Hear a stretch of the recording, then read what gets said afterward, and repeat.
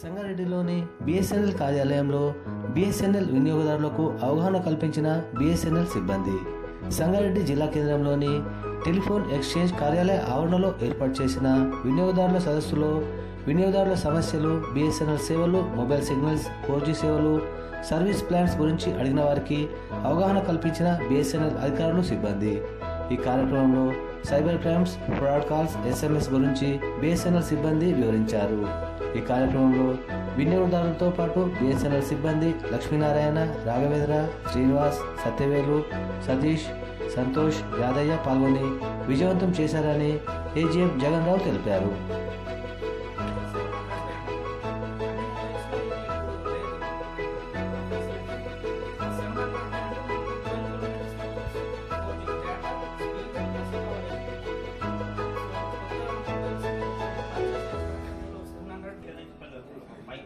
Bag నుంచి వింటున్నాను నేను.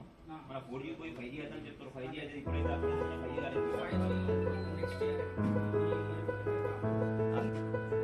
వాళ్ళు టైఅప్ అయ్యి సో దాంట్లోనే ఇప్పుడు ఆప్షన్ 5G ఉంది. అది ఎక్కువ టైం పడుతుంది. కాకపోతే ఇంకా మనకు బ్యాండ్ లైసెన్స్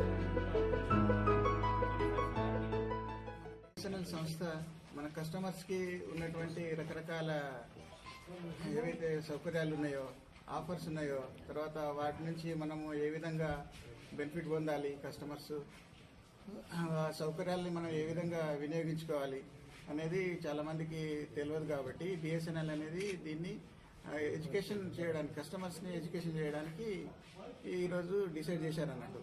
అది మనం సంగారెడ్డిలో ఈరోజు నిర్వహించుకుంటున్నాం.